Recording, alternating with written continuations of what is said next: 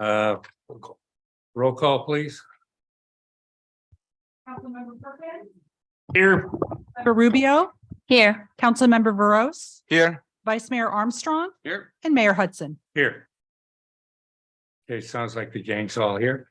I'd like to ask our scouts, Rahu and Vivek, to come forward, lead us in the Pledge of Allegiance.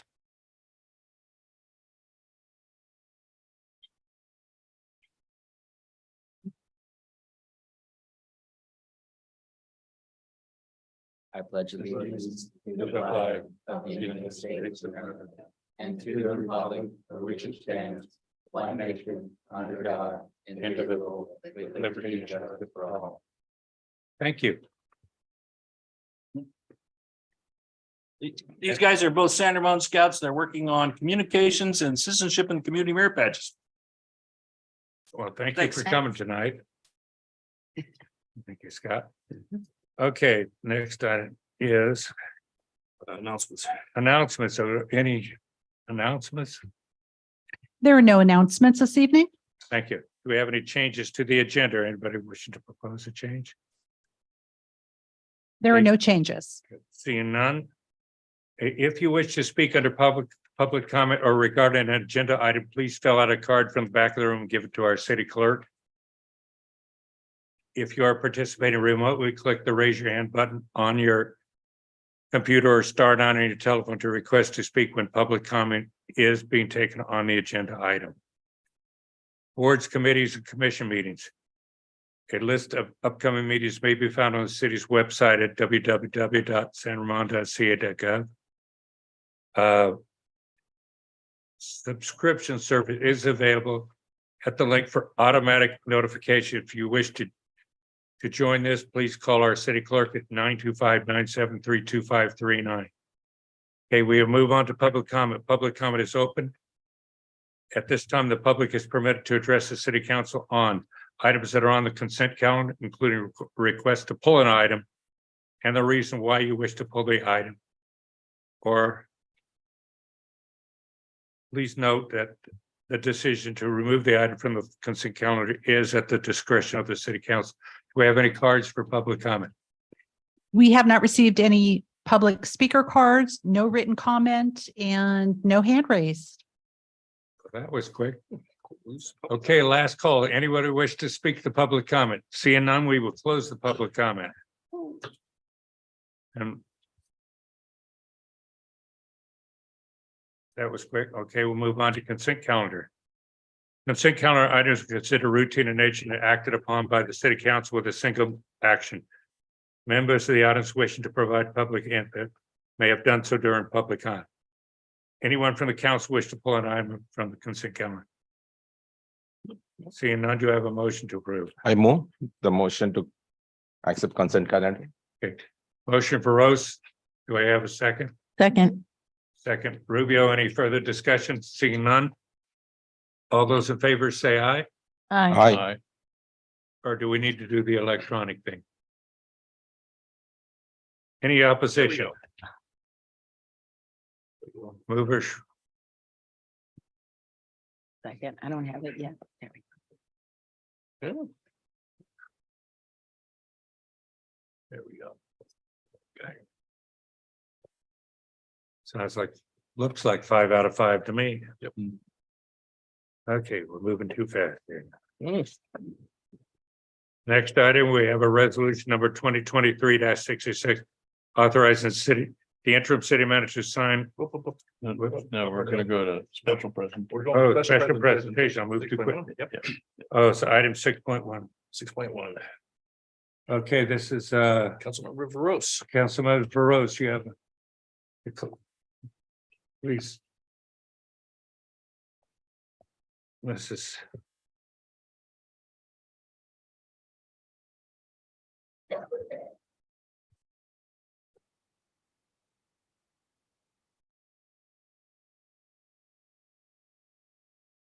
We have some feedback. There you go.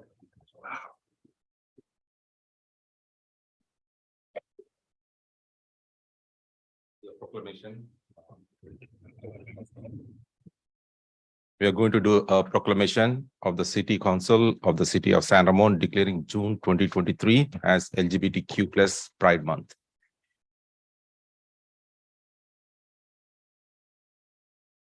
Whereas the City of San Ramon is committed to making San Ramon a place where everyone is welcome, and whereas the nation was founded upon and is guided by a set of principles, including that every person has been created equal, that all have rights to their life, liberty, and pursuit of happiness, and that all shall be afforded the full recognition and protection of the law. And whereas the City of San Ramon recognizes the importance of equality and freedom and is dedicated to fostering acceptance of all its citizens and preventing discrimination and bullying based on sexual orientation and gender identity. And whereas the City of San Ramon is strengthened by and thrives upon the rich diversity of ethnic, cultural, racial, sexual orientation, and gender identities of its residents, all of which contribute to the vibrant character of the city. And whereas many residents, students, employees, and business owners within the San Ramon who contribute to the enrichment of the city and are part of the LGBTQ plus community. And whereas June has become a symbolic month in which the LGBTQ plus community and supporters come together in various celebrations of Pride.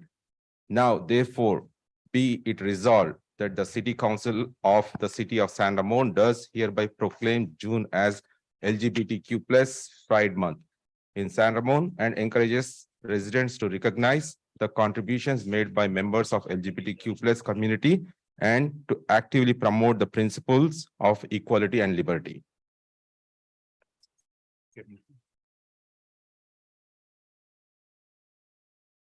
Do you and Angie want to take a few minutes and speak to us about? Take the pictures.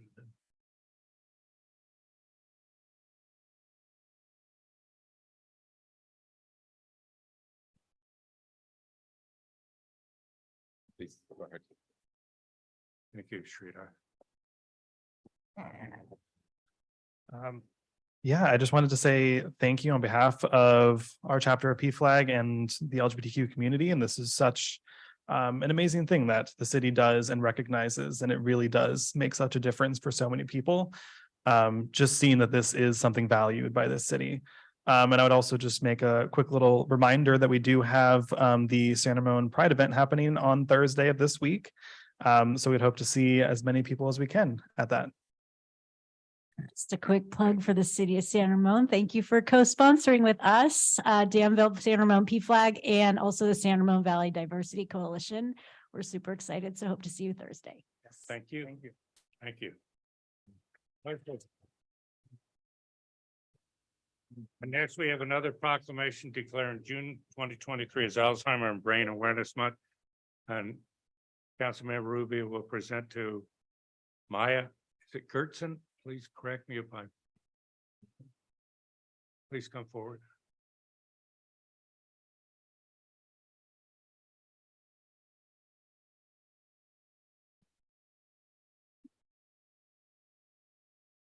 So this is a proclamation of the City Council of the City of San Ramon declaring June as Alzheimer's and Brain Awareness Month.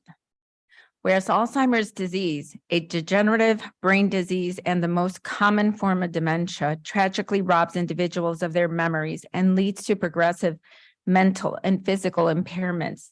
And whereas more than 6 million people aged 65 and over have Alzheimer's disease.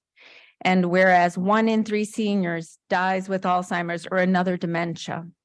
And whereas according to the Alzheimer's Association Facts and Figures report, in 2023, Alzheimer's and other dementia will cost the nation $345 billion, and more than 11 million caregivers provide 18 billion hours of unpaid care to those with Alzheimer's and other dementia.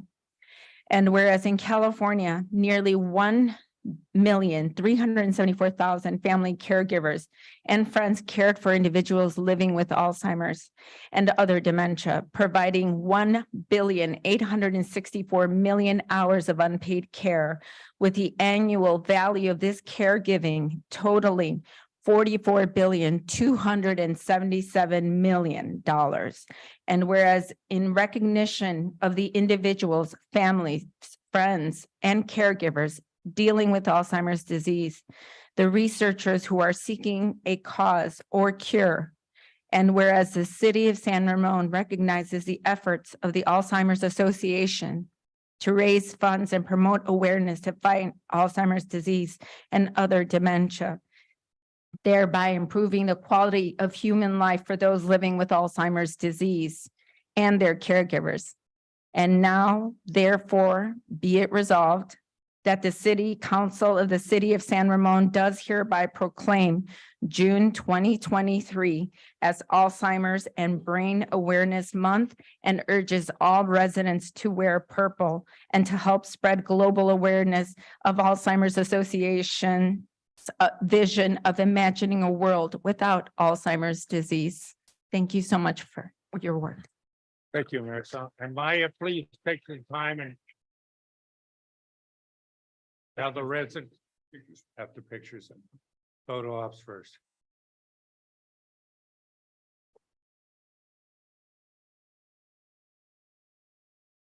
Okay. Thank you. Hi, Please speak to the. thank you residents. so much. Thank you for this. This really helps us bring awareness to Alzheimer's disease and dementia. And every time I hear those numbers, all those facts that you just said, it's unimaginable that this is what's happening. This is the most expensive disease that we're dealing with in this country. And if we don't change course, it's going to bankrupt us.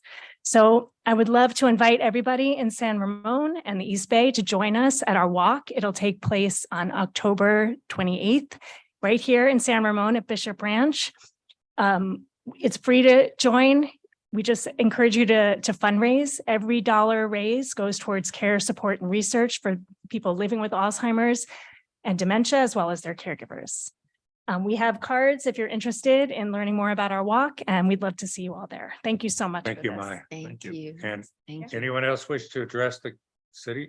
I would just like to add that there have been some significant medical breakthroughs in drug treatment this year. And unfortunately, the insurance companies haven't been very supportive, but we have made some really significant progress in getting the insurance companies to recognize these drugs as genuine treatments, which is a big breakthrough. This is like the new era for the organization, which is called the era of treatment. Up until now, it's been the era of awareness. And so we have a new leader at the national level, and there's incredible progress happening. So we really appreciate this. We have Maya's, I mean, what is your name? So we put it in the minutes. My name is Chris LaFaso. I'm a local resident. I'm also a Like that. local business owner. Thank you. Thank you so much. you. Great. Thank you. Good, so thank much. you so much. Thank you. Thank you, Mark. Yeah. Thank you. Thank you.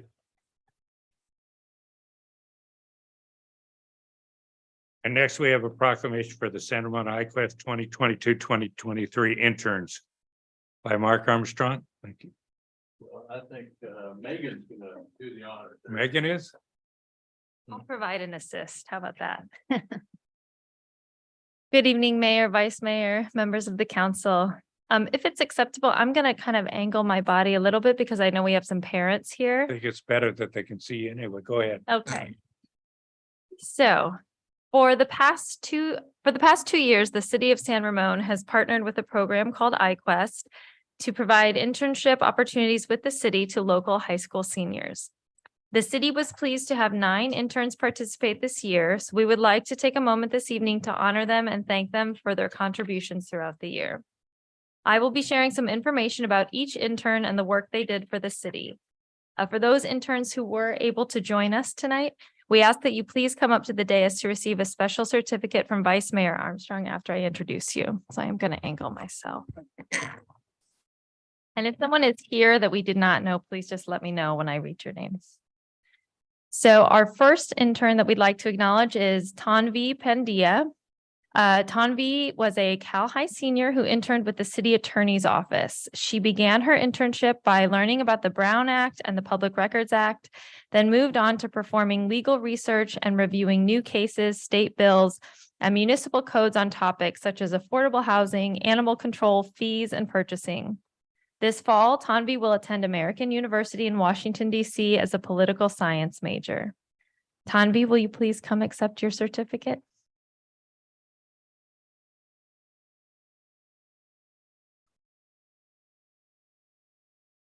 Over here, we're gonna get a picture too.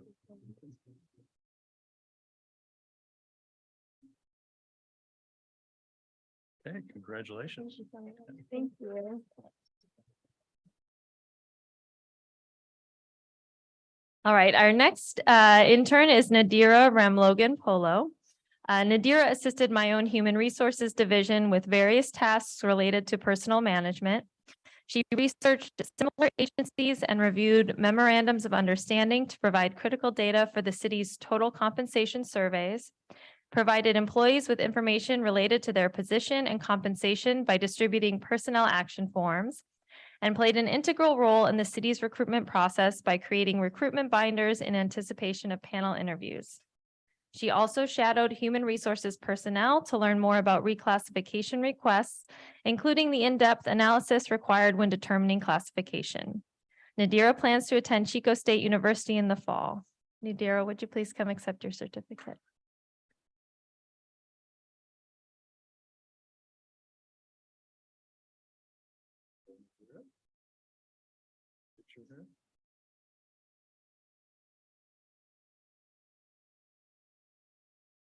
Enjoy Chico.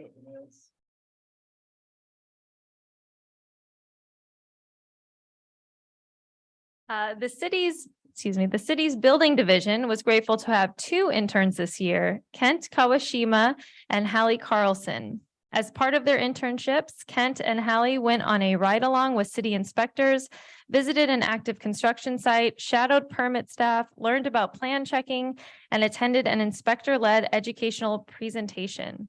Additionally, Kent helped to update the building division's handouts related to this year's significant building code updates and helped permit staff with pre-processing many permits. Similarly, Hallie sent out 650 letters to applicants regarding their expired permit status and created tools that will help permit staff be more efficient. Hallie will be attending Cal Poly San Luis Obispo in the fall. Kent and Hallie, would you please come accept your certificates?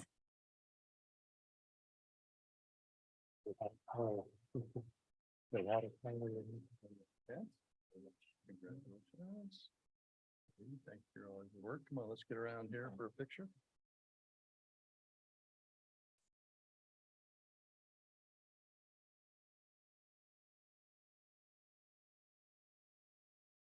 Thank you. Thank very you much. both. Thank you. All right, I believe that is all of our interns that are here. So I'll spin back around. Thank you, Megan. Thank you, Vice Mayor Armstrong, and special thank you to all of our interns. Hopefully someday we'll see you back here as full employees, no interns. If I may, Mayor Hudson, may I share a bit about what the interns that were not able to join us, what they did this year? Please do. Okay, excellent. So Ali Tahiri assisted the planning division on various projects, including GIS mapping work, policy research, address file management, and general office duties. He shadowed planners in the permit center and attended advisory meetings. Ali plans to attend DVC in the fall. Pranav Sanansi assisted the Parks and Community Services Department by creating rosters for the Little Dribblers program, reviewing supply orders for accuracy, and researching end-of-season gifts and volunteer recognition events. Pranav also spent time at Forest Home Farms and assisted in updating scripts for the educational tours and organizing Saturday activity supplies and information. His largest project was conducting an evaluation on the site regarding standards for the Natural Wildlife Backyard Habitat Certification.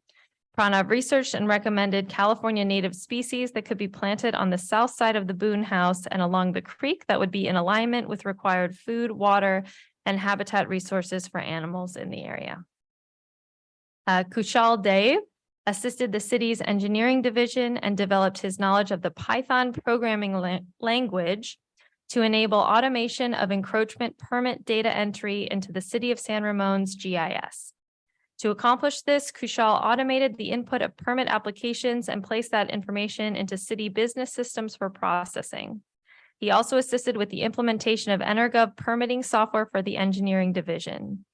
Fuchall plans to attend Cal Poly San Luis Obispo this fall.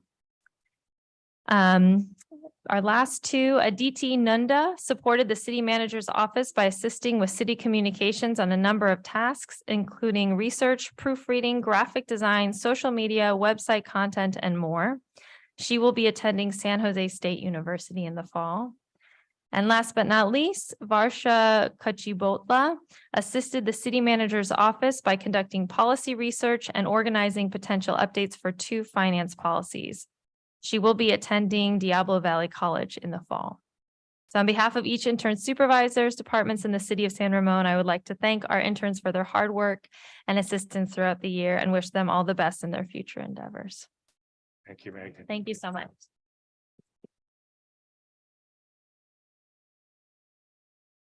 Great job, interns. Okay, we're on, there are no deferred consent calendar items, so we're on to this San Ramon Service District Annual Update. Brian Bornstein, do you have an introduction? Yeah, Poly Mustangs. See you down there. One of the places we hire from was good for engineers. Oh, yeah, that's where you saw he was.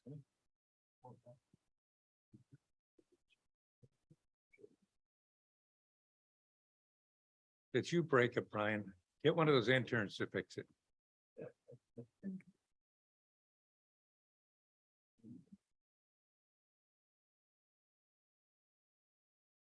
Good evening, Mayor. It's that time of year again. We get a water supply update. We have DSRSD here this evening, Dublin San Ramon Services District. What are we Can getting? we Give 'em pause? a minute. Oh, till they- sure, we'll pause as some clear out all the exciting interns. We can do it The since there's city. water this year. Yes, there is water, luckily. Wonderful.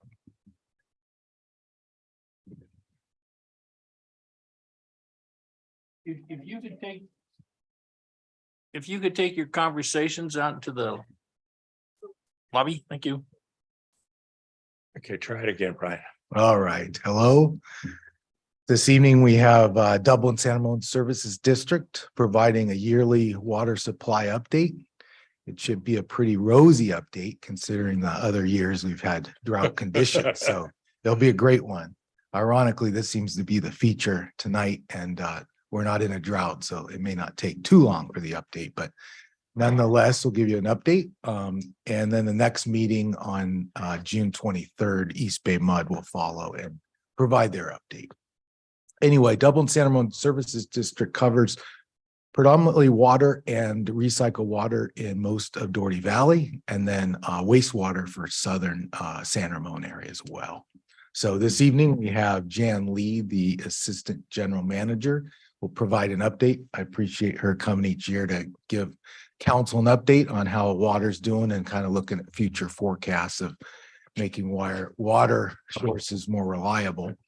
And also, I want to introduce one of the directors at DSRSD. Of course, last year in presenting, Councilmember Rubio was involved, and now we have Anne Marie Johnson that will be here, and she can come up and introduce, and then Jan Lee will start that. But Anne Marie was elected in 2018. She's been the liaison with San Ramon in over 5 years now. Anne Marie also has 30 years experience in environmental consulting and focusing on health, environment, and safety. So anyway, with that said, I'm going to turn over to them, and then there'll be a PowerPoint presentation to update. And at the end, you guys can. We're bringing up Anne Marie first or Jan Lee? Anne Marie first. Great. Good evening, Mayor Hudson and members of the council. I am Anne Marie Johnson. Thank you for the introduction, Brian. You may think we've had a bunch of rain, drought's over. What else is there to say, right? But Jan Lee is going to provide you with information about supply, both drinking water and recycled, as well as some information about PFAS, which we see as an emerging contaminant. So without further ado. I almost turning it over dare to you Jan. to say that's the report. And we're both available for questions should you have any.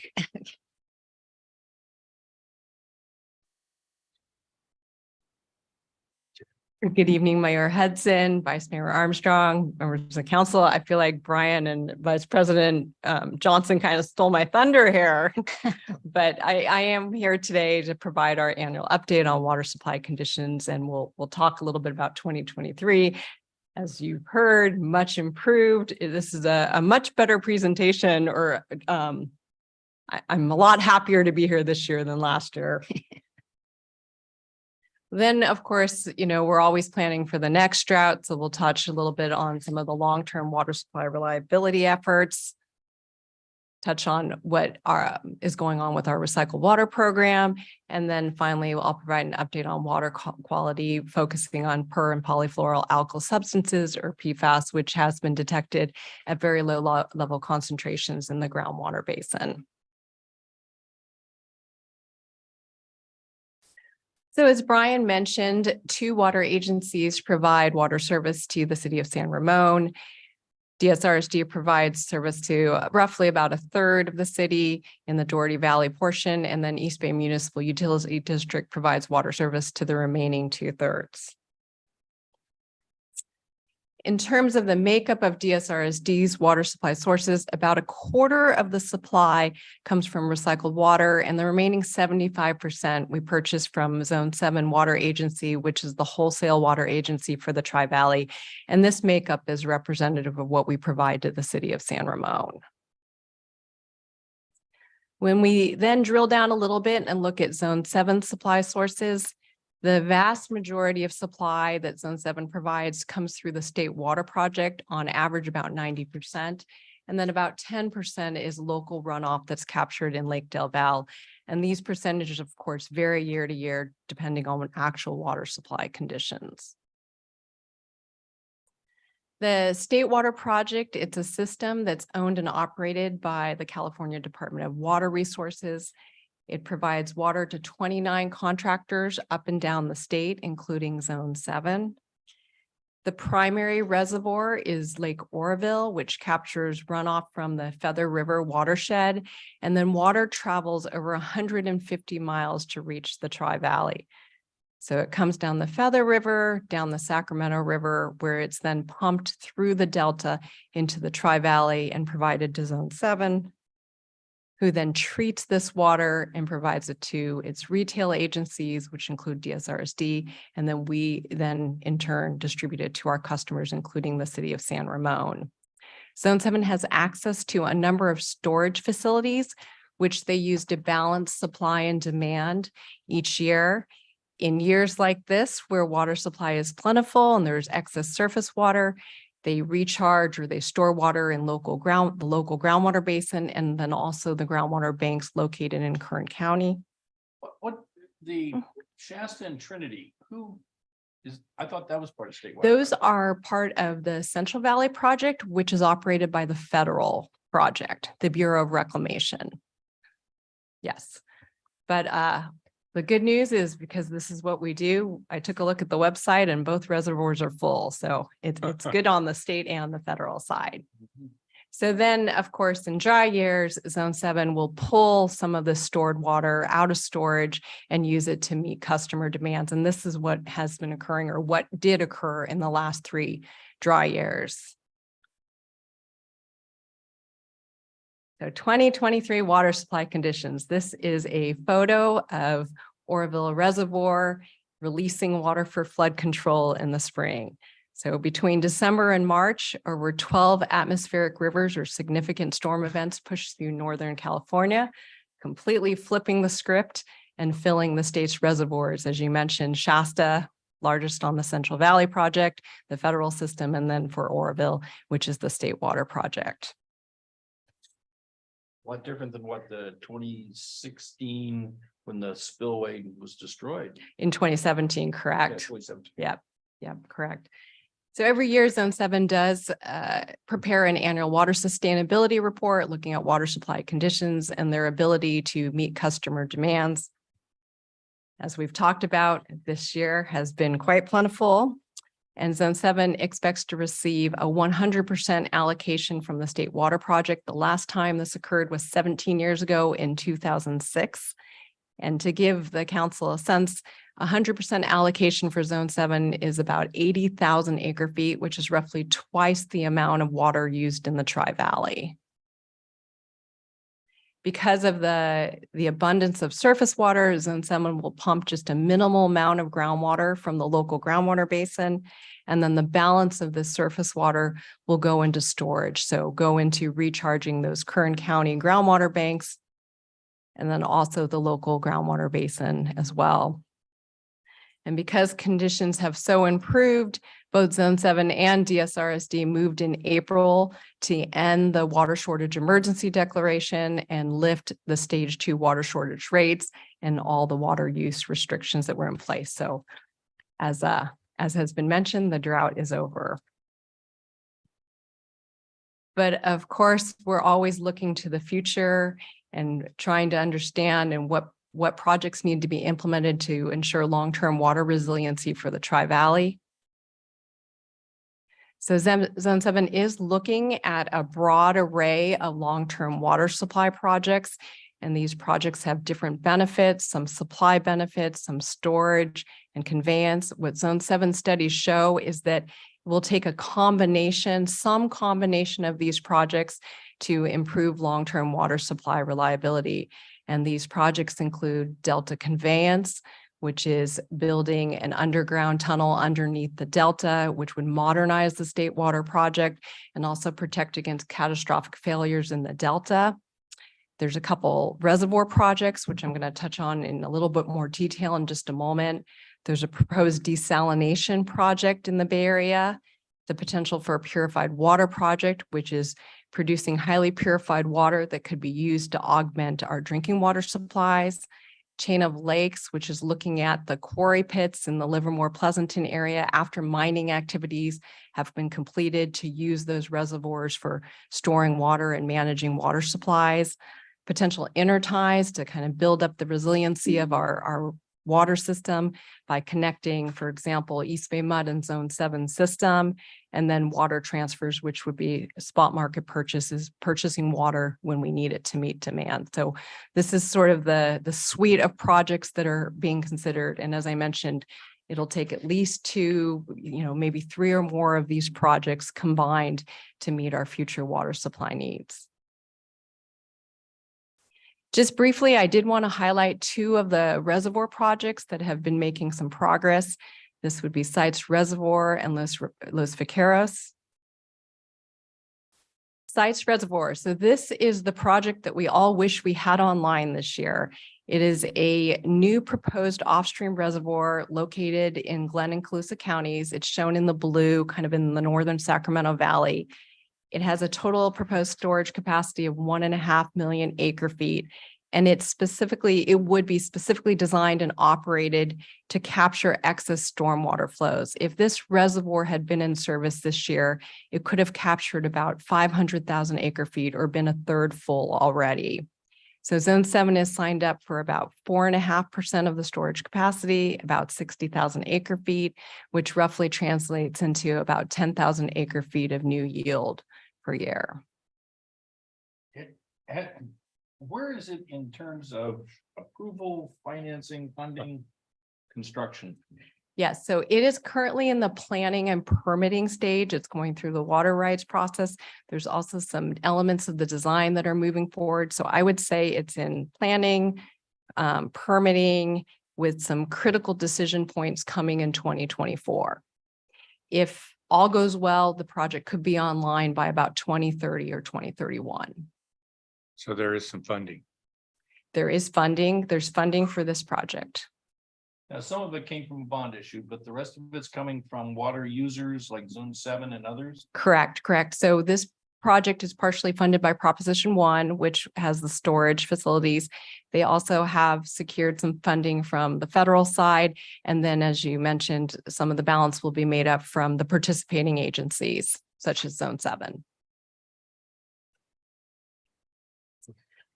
The next one's a little bit closer to home, Los Vaqueros Reservoir Expansion and Transfer Bethany Pipeline. Los Vaqueros is an existing reservoir owned and operated by Contra Costa Water District in East Contra Costa County. This proposed project would expand the reservoir by about 115,000 acre feet. And provide some emergency storage for Zone 7. So Zone 7 is participating at a level of about 10,000 acre feet. What is attractive to Zone 7 in the Tri-Valley is it includes an element called the Transfer Bethany Pipeline, which would directly connect the Los Vaqueros facilities to the South Bay Aqueduct, which would bypass some of the more vulnerable portions of the delta. And so what this would provide is another kind of non-delta way of conveyance to bring water supplies into the Tri-Valley. And this project too is in the planning, pre-design, permitting phase. And it has a very similar schedule or track to sites. If all goes well, it could be online by 2030 or 2031. And actually the Transfer Bethany pipeline, the hope is to move that piece a little bit sooner. So maybe 25, 26. These are very much like the San Luis Dam at their off stream. These are off-stream reservoirs, correct?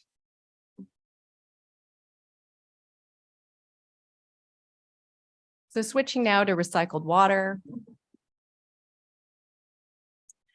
Our recycled water program is a partnership between DSRSD and East Bay Mud that we refer to as DERWA, the DSRSD East Bay Mud Recycled Water Authority. And this program provides recycled water to the cities of Dublin, San Ramon, Pleasanton, and Danville.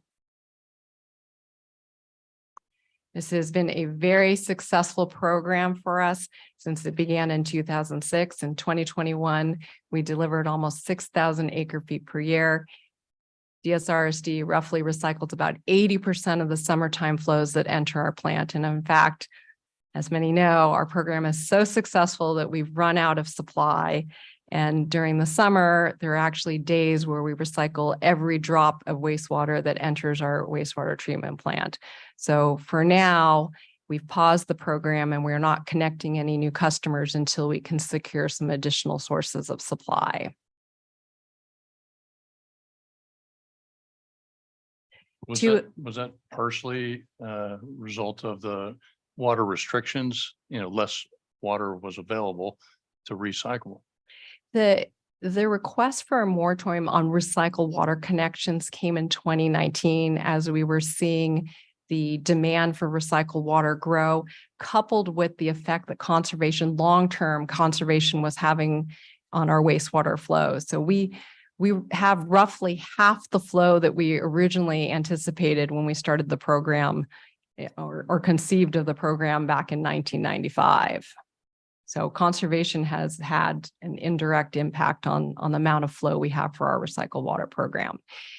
Specifically in terms of the drought, we did not see all that much of a difference in our flows due to the recent restrictions. And I would probably say that's mostly because the restrictions that were in place for stage 2 were mostly limiting outdoor irrigation and hadn't really touched on indoor water use. Thank you. So there are 2 supplemental supply efforts currently underway. One is the DERWA Recycled Water Supply and Operations Plan update, and another effort is being led by East Bay Mud in partnership with Central Contra Costa Sanitary District, or Central SAN. The first one is looking at demand management measures and projects that we could implement to try to build out and expand our recycled water program. It's also taking a closer look at some of the future conservation requirements. So as we're trying to build out, new conservation requirements keep coming down on water agencies that are going to tighten up those water use efficiency standards and further potentially reduce the amount of supply available for the program. And then the second effort is study going on between East Bay Mud and Central SAN. They're looking at a whole range of different opportunities in their overlapping service area, which of course includes the city of San Ramon. One of those opportunities could include the DERWA Central SAN diversion project. This was a temporary project that was completed in 2020. It diverts a small amount of Central SAN's flows to DSRSD's wastewater collection system, which then is treated at our wastewater treatment plant, goes through the recycled water treatment process and augments our recycled water supply. So that is one option they're looking at. And both of these studies will be completed in 2023. And then lastly, we just briefly wanted to touch on what's being done to address PFAS. Reading my mind. So PFAS, thousands of chemicals that are known for their resistant qualities to heat, water, oil.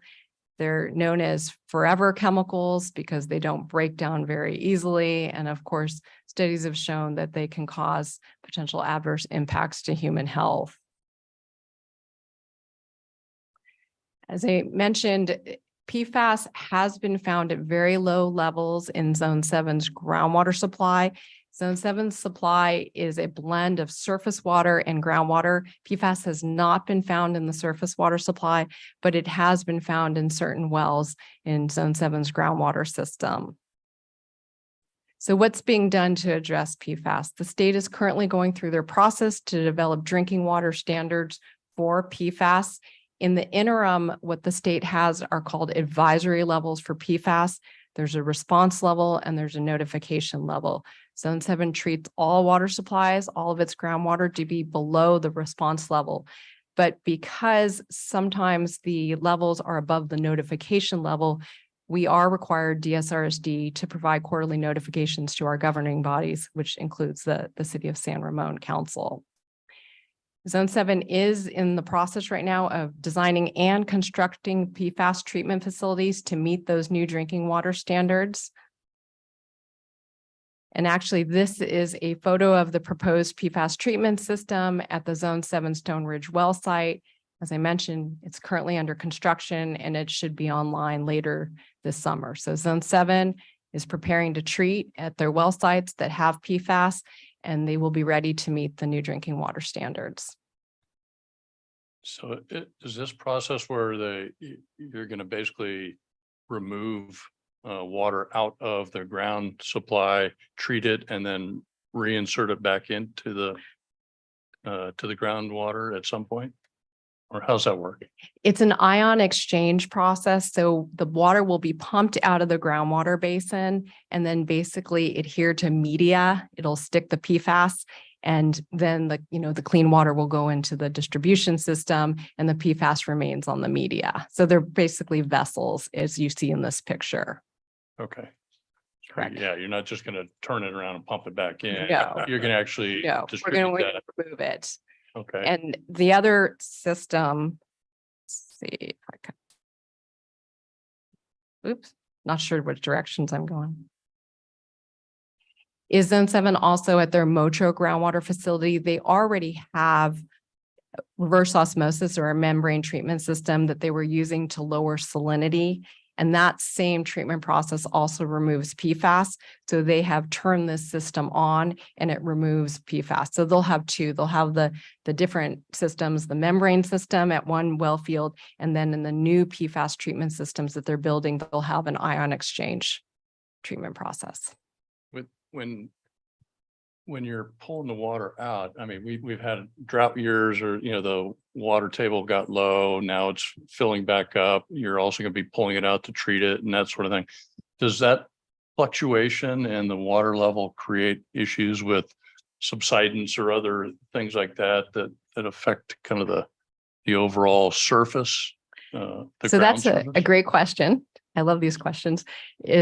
So subsidence, what Zone 7 does is they manage their groundwater basin and they don't go below historic lows. And by not going below historic lows, they're not in danger of subsidence. So they have an operational level to their groundwater basin. It's about 250,000 acre feet. About half of it's operational and it can fluctuate with droughts. And the remaining half is for emergency only. And they don't go below, like I said, historic lows is where they would encounter potential subsidence issues. Thank you. Thank you, Jack. That was waiting for the presentation. I guess I had one more question. You didn't really talk over the Delta Conveyance project that you mentioned it, but there's some controversy surrounding that, I think, with local jurisdictions. What's the status on that right now from your perspective? In some form or other, Delta Conveyance has been around as a proposed idea since the 1940s, whether it's been go around the Delta, go under the Delta, I mean, the current configuration is one single tunnel under the delta, and it would actually be operated mostly to move large gulps of water in wet years. But I would say that project is moving, but it still has both supporters and detractors on both sides. Yeah, and I can actually, for the water education that I've been doing, it has to do a lot with the agriculture in the area as well. It's not just the impact to the natural habitat there, but also because it creates, if the water levels get too low, the salinity goes in further. And then that obviously is contaminating the water that they need. The other thing is local people who've been living in Locke. There's people who would be impacted by the development of the tunnel as well. Those are some of the issues that are locally the concern. She's not exaggerating about the 1940s date. Yeah. Rural Canal and all kinds Oh, Las Vaqueras. So are we asking questions now then? Yeah. Okay. All right. Let's- So I'm gonna let Jan finish your report, but I think she's just. yeah, I just want to make sure you had a chance to finish. Jan, you're all good? Yes. Okay. So thank you for that update, and thank you as well, Anna Marie, for Director Johnson, for your presentation introduction as well. So I know we were also back in the day, there were some feasibility studies, I think were something akin that we were working on, looking into looking at cleaner renewable energy sources in terms of operations and the way things are being done within DSRSD. Has anything come back from that in terms as we talk about, the sustainability and some of these projects that are under consideration?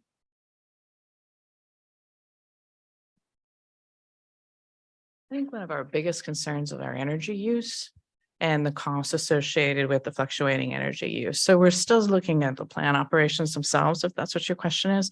But we just reviewed our major capital program and assigned a couple of projects to look at that specifically. So I think we'll be seeing some monetary return on that in the next couple of years. Oh, wonderful. Okay, good too. Yeah, that'll be interesting to see. So I'm just asking this because I always get asked this question. So I think you guys can probably do it more eloquently. People will always ask, how come we're not doing more stormwater capture? Why aren't we doing more and more of that? There's so much waste, right? Like this year would have been perfect, right? And I know you mentioned one of the projects that we're working on, right? That you're working on right now.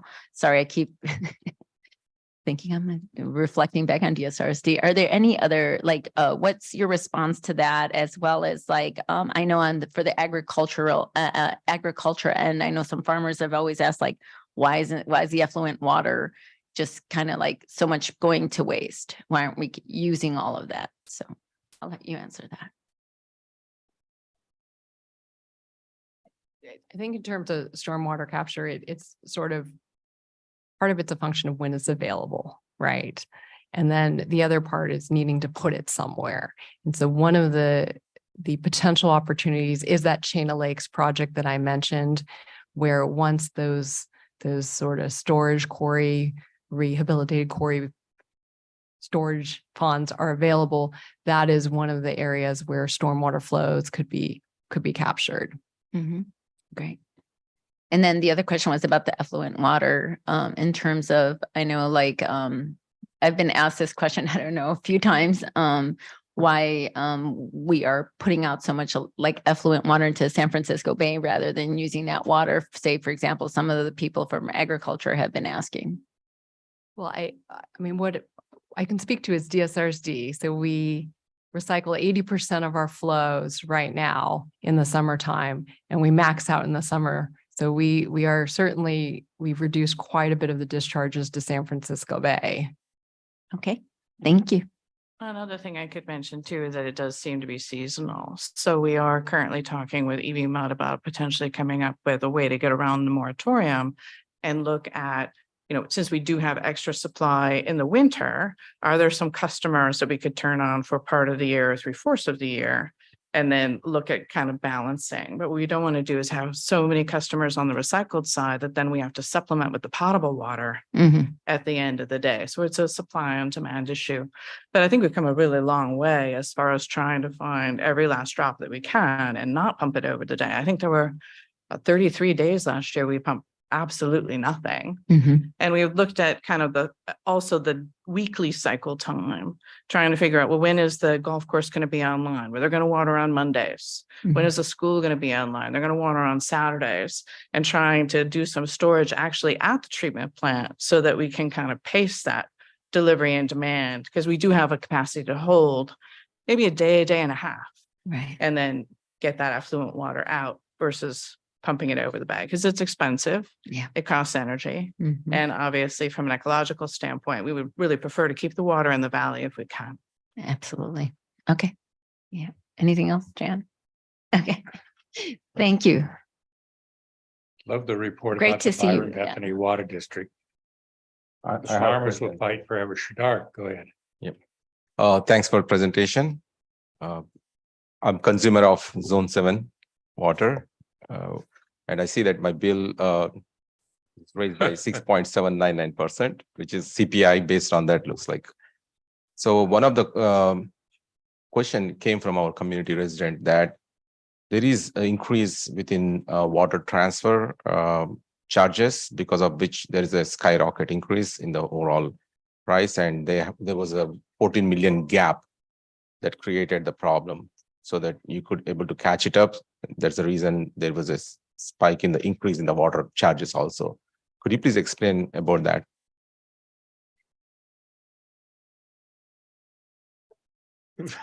I have one more question.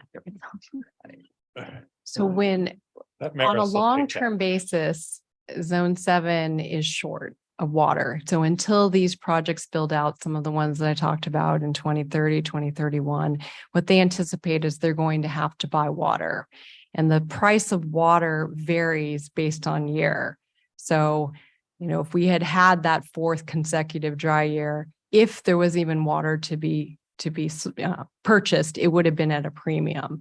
So I think what you're referring to is in Zone 7's budget. What they've budgeted is fairly conservative based on the last few years, which of course have all been very dry years, on what those water purchases would be. Now, the script completely flipped on us this year to, our excitement, and we are very happy about it. And they did not need to buy water, which is why I think some folks are commenting that there's a savings in their budget. But again, these things vary year to year. So there is no immediate effects, you're saying, that on the charges for the consumers? Correct. Okay. And one more question I have is regarding recycle, right? So whenever there is, typically there is a broken pipes or sprinklers that happen, do we monitor about the water usage? And is there a way to find out there is a broken pipe and we are losing our water? Is there any measures on that? Yes, there is. So on the customer end, we have what we call AquaHawk, which is our customer portal. And if our customers sign up for it, they can be alerted when there's leaks detected, and it will notify them to repair them. And we have quite a high percentage, over 2/3 of our customers are signed up for AquaHawk. So that is one measure. And then in terms of if you're looking at larger water mains for DSRSD, we monitor flow daily, and we can also detect when there's leaks and send our crews out. But typically, most people notice these leaks before we even have to see it on our system. Oh, okay. Oh, by the way, that alert system is really good one. Yeah, I the use that one. AquaHawk, yes. I'm registered. Yes, we encourage everyone to sign up. The only thing, one thing I see that about recycled water, it's broken and I continuously see like 3 days, 4 days, it's continuously keep happening. That's what, so if you have something monitoring that will be great. So all of our recycled water customers, they are also eligible for AquaHawk. They also have automated meter infrastructure.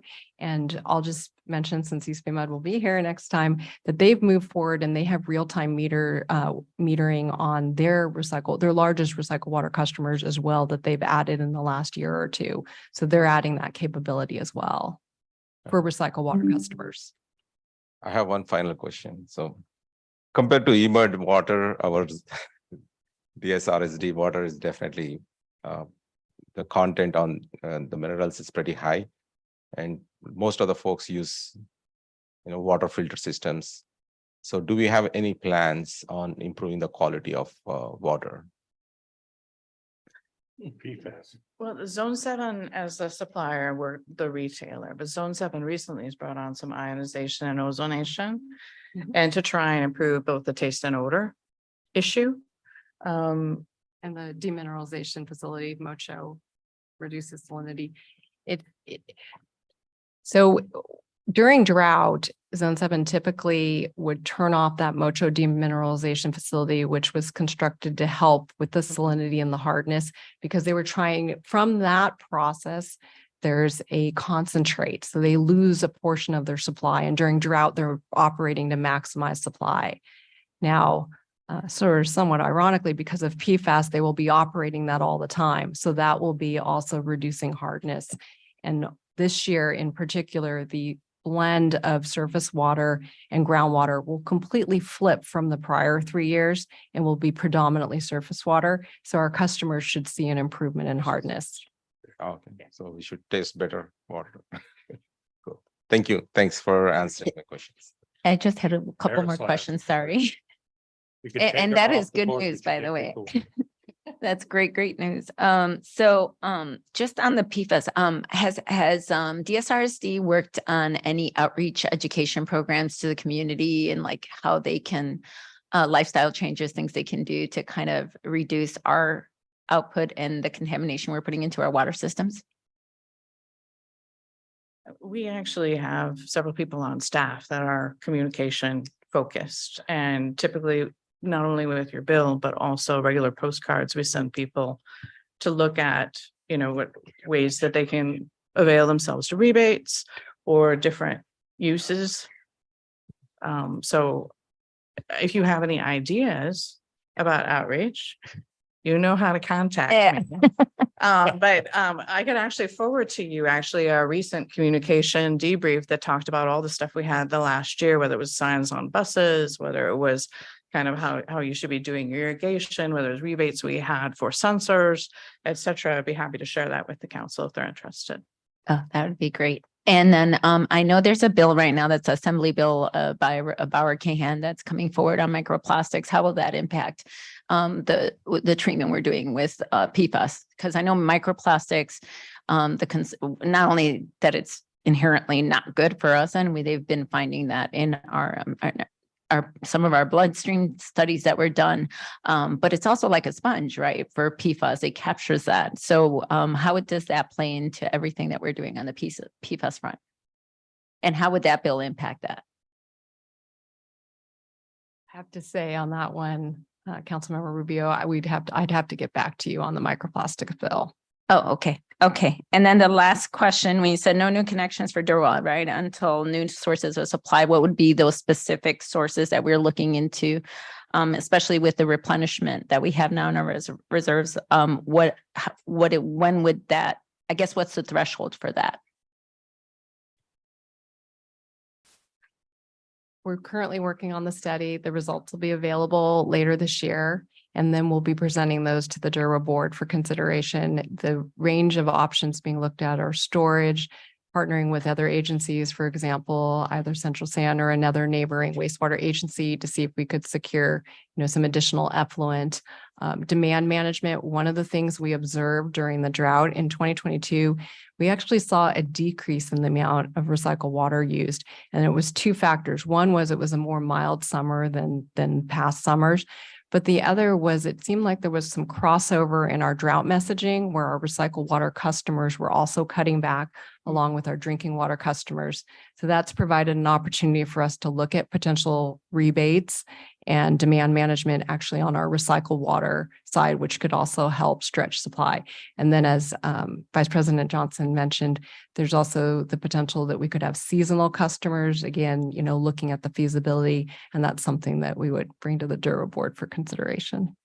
Wonderful. Thank you both so much for a wonderful presentation. Thank you so Any much. further questions before we open public comment? Do new housing projects constitute new sources? If they're in your service area, because they'll have new effluent through your sanitary sewer system. So don't new housing projects constitute an increase potentially in your source for Derwa? Yes. And we do account for growth and new development in our projections of wastewater effluent. However, what we're seeing is these new conservation requirements for increasing indoor water use efficiency are somewhat offsetting that increase in supply due to new growth. So over about a 20-year period, the flows into our wastewater treatment plant have pretty much remained constant, even though the number of connections that we're serving has almost doubled, to give you a sense of the scale of conservation. Okay. Good to know. Thank you. Thank you. If there are no further questions, let's open it up to public comment. Thank you, Jen, for you. We have any cards? We do. We received one speaker card from Taiwan's Country. May I, Mayor? Yes. May I proceed? Okay. I have questions for the ladies. I live in Windermere and I am a customer of theirs. And I feel that it is really unfair for especially the multi-unit housing, like townhome owners, to have to pay a third company to prepare all the water bills that normally this organization bills single-family homes. Therefore, not only are we paying inferior quality water, on an average, my solids after the softener is between 350 to 550 solids. So I must have water filtration. And then the water filtration takes out about 95%. So it depending on the day, whether they're giving me good or bad water, I am drinking between 0, most likely it will be between 5 to 7 to 55 solids. It's really not worth, really, in my opinion, the taxes that I'm paying. So therefore, I would like to suggest to the city that for future multi-unit housing, that we really should ask the developers to put in automatic softener and water filtrations, because what they're giving us is really recyclable, not potable water. Who is going to be able to drink solids as high as 350 and 550? Not normal people, but we in the Windermere area, mostly immigrants, that's what we're drinking. It is, in my opinion, really racist and inequitable.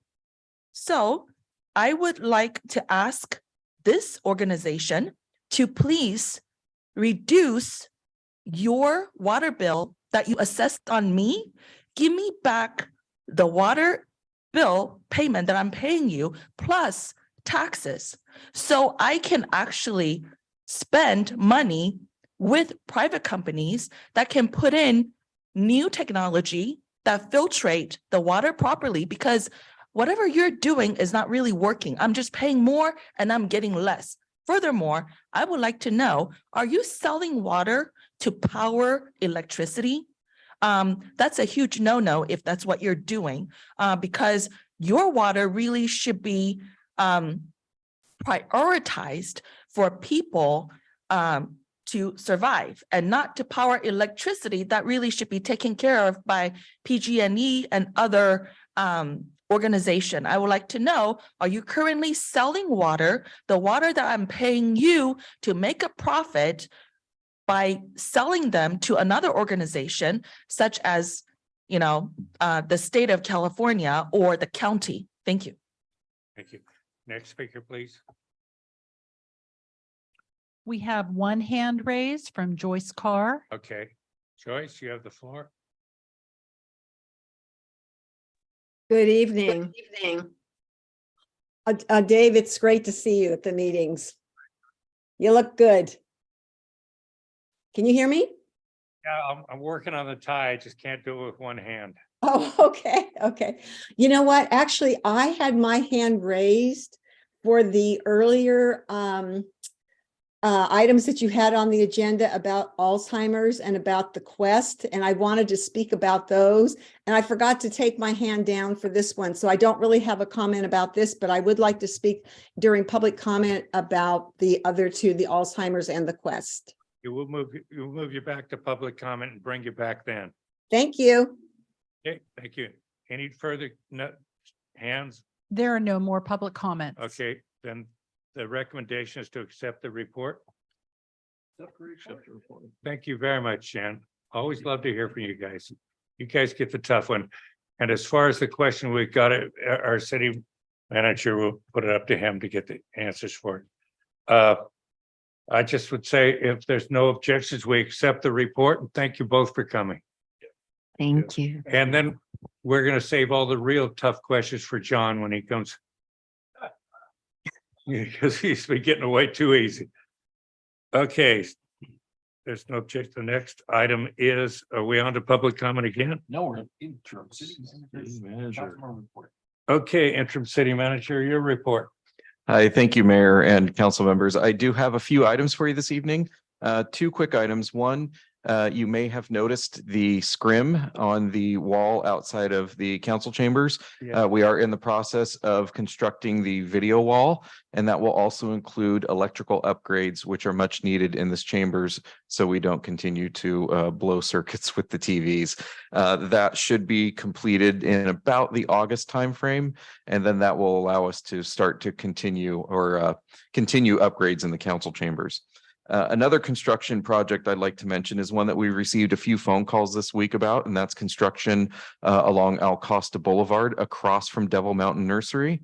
That is a PG&E gas line testing staging area. So there will be no permanent structures on that area. There will be a driveway and some fencing, but there are no structures going up.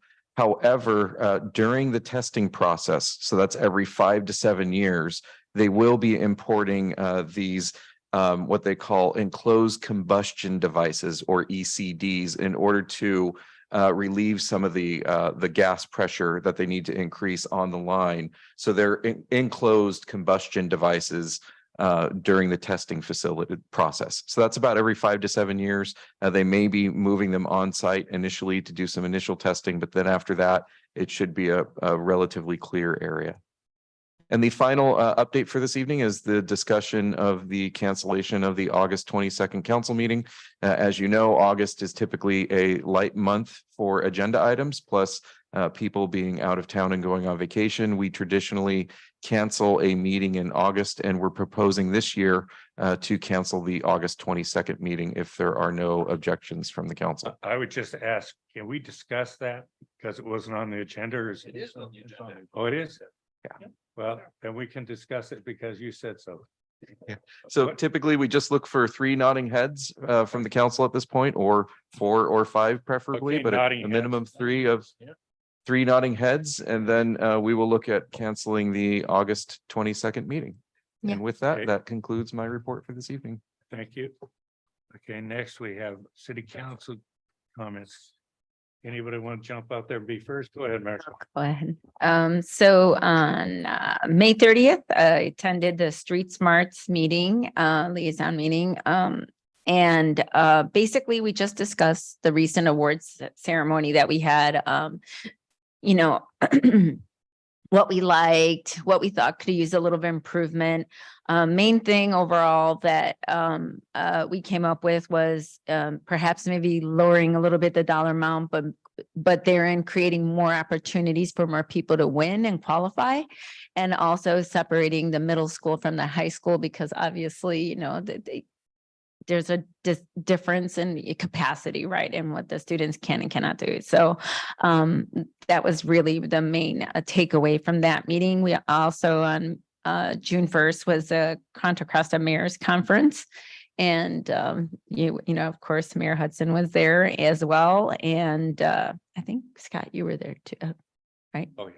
So basically, no, I don't think there was any other major updates there, but let's see, June 8th, we had the State of the City address. Everybody here was on board, and We had a Great. great presentation. Thank you, Vice Mayor Armstrong, for that presentation, and Mayor Hudson as well for coming. And so June 10th, I attended the Meals on Wheels fundraiser in Black Hawk Museum, and just really astonishing, again, just similar to what we had today discussing with the Alzheimer's proclamation. There's just a lot of money needed to make things happen, and taking care of our elderly is really a reflection of our values, in my humble opinion. And I think that, you know, it's the least we could do. So I really just appreciate what they're doing, the work they're doing, and taking care of our seniors out there and making sure they're fed. Thank you. Sridhar, anything? Oh, yeah. Last week's SWAT meeting was canceled, so no update on that. And then, yeah, once again, thanks to Vice Mayor Armstrong for State of City update. It was excellent presentation. Thanks for that. And then the upcoming events, I'm looking forward for Thursday's 5 p.m. Pride event in our San Ramon. So this will be second year that we are celebrating Pride Month event. And then also there is one more event on Saturday 17th. There is 9th International Day of Yoga. It's happening in Memorial Park. It's the first time we are hosting this in San Ramon. So I'll look forward to see you all there. That's pretty much from my updates. Scott or Mark? All right. Once again, thank you very much, Mr. Vice Mayor, on excellent job on the state of the city, and Simone and our Stephen for such a great job putting that presentation together. That was really fabulous. Just wanted to mention, it didn't get mentioned very much, it seemed this year, that it's been 79 years since D-Day. I know persons like Mark and myself, it's very real to us because of our service, but I didn't see it get mentioned much in the news and the media and stuff, and I hate to see that fade. But having visited Normandy beaches myself, it's a very moving event. Library Foundation, quite healthy. They passed their budget for the following fiscal year. They expect to spend about $43,000, and more than half of that will go to, almost 2/3 of it will go to programs for adults, teens, and children. Library programs. It's 26,000 out of the 43,000 will go to library programs that they provide. So that's money that, you know, the city provides hours, the county provides hours, we provide maintenance and utilities and all kinds of stuff. But that 26,000 really leverages nicely. They made last month, they made $976 in book sales. So please stop by the library, buy a book. They have a great selection there. Let's see. So they're right smack in the middle of doing their jazz. This year they're adding something. They're going to do. They're hiring a couple of jazz professionals to give 1-hour demonstrations in the early afternoon for junior high or middle school and high school students. So these music students will actually get to see, hear, and talk with jazz professionals, which I think is a fabulous addition to our jazz program. We have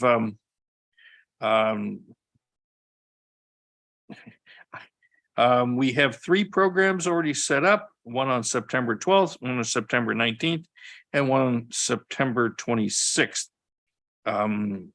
Already set up and moving out. Also went to the Marin Clean Energy Technical Committee. City of Hercules voted to join. Because of a new state law, it'll now take about 18 months for that to take effect. Vacaville, Rio Vista, and are also considering joining MCE. And there currently are 65,000 rooftop solar installations in the service area. And they provide 500 megawatts of energy through the solar program. So that's my report. Thank you. And I'll be brief on mine. I also, Mark. Thank you. I don't remember the last time we briefed out, but if we didn't shower accolades on the staff, parks and public works and police and everybody for the Art and Wind Festival. Oh, yeah. It was absolutely phenomenal this year. And I know the whole staff at some point had their hand in that, but what a great event that was this year for Art and Wind. Also a great event, the Memorial Day ceremony, kind of the second year we've had that particular venue up at Memorial Park. And really was, I thought that was a great event as well. And let's see, State of the City. Yes, thank you to Stephen. Thank you to Simone for your help on that. I know all the staff had input into that. So again, everyone contributed there. Yesterday, I attended the Open Space Advisory Committee meeting. They reviewed the Open Space Advocates Forum survey. This is a survey that's going to go out at some point to open space advocates and see what kind of topics they want, when, and what type of format they want for a meeting to talk about all things open space. They also reviewed an inventory of open space within the city of San Ramon, not just what we traditionally think of as open space on the hills or in the center of the city, but also all the little pockets of open space. It's all captured in GIS, and depending upon how far you drill down, you can get some pretty granular look into all the open space that we have, and they're continuing to refine that. Yesterday, I also attended the Senior Advisory Committee meeting. Got a transportation update by Chris Weeks on things like the autonomous vehicle program, Go San Ramon, and some other things. We also, or the committee also reviewed the committee goals and looked at the timeline for this upcoming year for when they want to have those different goals accomplished. And they reviewed nominees, whether it was individual or group nominees for basically a senior supporting individuals or organizations. They made a selection. I'm sure they'll announce that at a date to be determined. But congratulations to all the nominees for that and for the ongoing good work of the Senior Advisory Committee. And with that, that is my report. Thank you, Mark. And again, let me echo, thank you for doing the State of the City. And for doing the ABAG voting delegate this year. Normally I would do it because I was on the board of directors, but I'm not able to hold on to that seat for the county. I had to let it go. It's just impossible to get to those metro meetings at night, especially in the current condition. But fortunately, the Air District has made special allowances, and we will be able to be a satellite location for the Bay Area Air Quality Management District. For anybody that wants to come by our board meetings on Wednesdays, it'll be upstairs in the conference room, and looking forward to that. A lot of good people on that board too. But that's it for me. Is that we good? Do we have any public comment on this? We do. We've received one speaker card from Taiwan's country. Okay. The comments. So Mayor Hudson, I think you look great, whether with or without your tie. So I concur with Miss Joy, who just spoke. Anyways, I want to ask the interim city manager, once you have the video wall up, how does that impact the public speakers in terms of interacting here in the chamber? Are we all going to be blocked outside, or are we still able to come in here? we'll get you address us. We'll get you the answer. Got it. Okay, so that's my question. regarding that particular comment from the city manager. And then number two, for council member Perkins' comment regarding MCE. I appreciate your efforts, and you seem to be extremely knowledgeable in this area. I'm wondering if you would please write some sort of excerpt to put in those publications that circulate into the residents in our city, so we really can understand what is the difference between MCE and PG&E. And you know me, I'm always like trying to zap political corruption if possible. I just noticed that MCE board seems to be all former politicians of some sort of jurisdictions, and it's kind of scares me a little bit. I'm glad that you're like a watchdog for us. So if you can possibly help us feel a little bit better at ease in terms of, having former politicians linked with our power, it would be really great. Memorial Day event was wonderful. I really appreciate Vice Mayor Armstrong's comment. Your family history apparently is like the American history. So I am really grateful that you're one of us. So you can really help us feel that we really are a part of America, because we have someone like you living amongst us. I would like to suggest, though, that on the marquee facing San Ramon Valley Boulevard, we can possibly put up some sort of decoration. So then it will give people even more visual to know that, oh, there's going to be a special event here because it's a Veterans Memorial Park. Because over here on this side of the freeway, we have all those, booths and everything that catches attention for the Arts and Wind event. But over here, it just seems like, it's a little bit less noticeable. Please wrap up. Got it. Okay, so I think that's all the time I have. I'm gonna leave it there. Thank you. Okay, thank you. I will address the MCE. Go ahead. The board is not made up of former politicians. The board is made up of elected officials, one from every jurisdiction that is a member. And our voting power is based upon the load served in that community.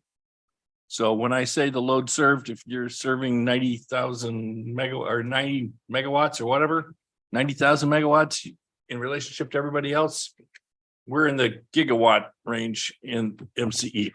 So my vote counts as a tiny percentage of the entire board made up of 29 politicians. So they make up what's called the board of directors, much as PG&E has a board of directors. They pay their board of directors in excess of $100,000 a year to be members of their board of directors. We get paid zero. Our CEO gets paid less than $400,000 a year. And I believe there's more than 10 members of the PG&E executives that each get paid more than $1 million a year.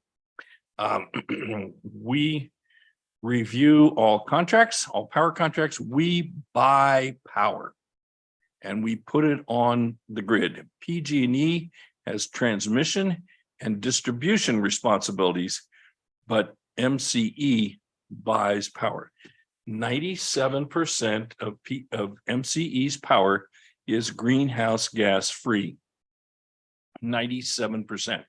It's hydro, it's solar, it's wind, it's geothermal, and there's a little bit of nuke in there. But 97% of our power is greenhouse gas free. PG&E is about 65% greenhouse gas free. So that's the tiny summary of MCE versus PG. And over 90% of San Ramon residents buy their power from MCE, and we are cheaper than PG&E by at least 1 cent per kilowatt hour throughout our entire rate structure. And public comment is still open. I believe Joyce Carr wanted to speak. Well, no, not on public comment. This is public comment. Oh, for council. Yeah, council. Okay, any further public comment on council? There are no more public comments. Okay, then we'll close public comment for council and open up public comment for items that are on the agenda. I believe Joyce Carr wanted to speak. Joyce did, but first we do have one speaker card from Taiwan's country. Okay.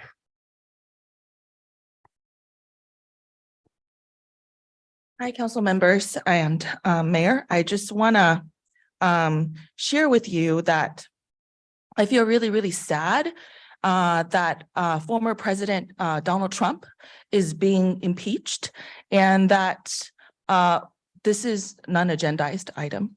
It's not impeached and it's not part of our purview. Well, You can't okay, speak I'm on- sorry. Yes, you're right. He's not being impeached, but he's being indicted for something. Not part of our purview, so it's out of order. Well, in a way, it is. It's out of order if it's not part of our purview.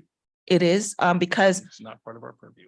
okay, the reason why I want to bring it up is because one of his with the evidence that they claim puts him in a position to be indicted is from a video, and I feel that it can happen to any of you because oftentimes you would say something that may be, you know, because you're new or that you're not quite familiar with a certain ordinance or regulations, and then I see our legal counsel would immediately stop you.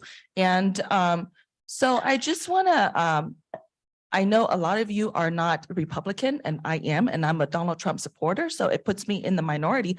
But I just want to say that this particular indictment really should not become a regular norm for our society, or it can come back to bite us at the local level as well. We're out of order. It is not part of our purview. That indictment is not part of our purview. It's You all are out of about order. government and it's all not part of our about, It's about the city of San Ramon and our purview. And that is not part of our purview. it is because all No, it legal is not. cases, they No, sort it's of not. connect No, to it each is not. other. Anyways, I will respect you. I will stop talking about that. The other one I want to talk about is, I'm not sure why is it that we have to become the guinea pigs for a Baidu powered autonomous vehicle. Why don't they test that in China first by Baidu, and then they can bring it over here? Why is it that we have 800 some, you know, plus San Ramon residents already hopped on and their bio you know, information are taken, such as their expressions, their voices, their facial you know, features are being captured as soon as they hop onto that autonomous vehicle, and it's all advertised as if we're doing something great. I really think that those are things that we need to understand a little bit more. How much of it is really benefiting us as a city, and that apparently is your purview when it's something that's you're working for, I mean, for the benefit of China. Thank you. Okay, next, please. Okay, Joyce Carr. Hi, again, and can you hear me? Yes, we can. Oh, great. As I said earlier, I had wanted to speak earlier in the meeting, but I didn't get called on, but that's perfectly okay. I wanted to first mention the Alzheimer's walk. My mom had Alzheimer's and lived at Sunrise Assisted Living in Danville for 5 years. And I'm going to tell you, those caregivers made it possible for our family. Of course, it was costly, it was expensive. My mother paid the whole thing by herself. I was very proud of her for that. But they made it possible for us to go over and visit and just enjoy ourselves being with her. And they took care of, you know, if she needed to go into the restroom or if she needed something to eat or whatever. So I just wanted to encourage people to join that walk and to contribute to Alzheimer's, because I had 5 years experience with it, and it was tough, but with the help of people that are working on Alzheimer's and how to help these people, it's wonderful. So I wanted to just encourage you to go on that walk. And then the second thing is the quest. When I looked your agenda up a couple of days ago, one of my former 3rd grade students, Kushal Davy, was on the list. I was so excited. I couldn't wait for tonight for the meeting to see him get his award, and he wasn't there. And I can understand that. That's okay. I did get an opportunity to see him on the last day of school. He Even though I'm retired from Bollinger, I do go on the last day, and the seniors who are graduating come and see their elementary school teachers. So I did get to see him that day, but Kushal, if you're listening, what you were doing for the city, you'd have to be my teacher. I have no idea in the world what it meant. So I'm proud of you. You were a hard worker. You were a wonderful student. You were a polite, kind boy, and still continue to be. Your mom was a big help in the classroom. So I just want to say, Kushal, congratulations. Thank you. Thank you, Joyce. And you're absolutely right. You can't say enough about these caregivers. Next speaker, please. There are no more speakers, but I understand that he is here this evening. Good, because we still have a certificate. Megan, come up. I think he snuck in. Joyce, if you hurry on down, you can be part of this. Yes, special thanks to Joyce for allowing us this opportunity. Kushal is here. So I already read a little bit about Kushal, but we would love to have you come up and get your certificate. Was it San Luis Obispo? A Mustang? Come on up. Better get a green shirt.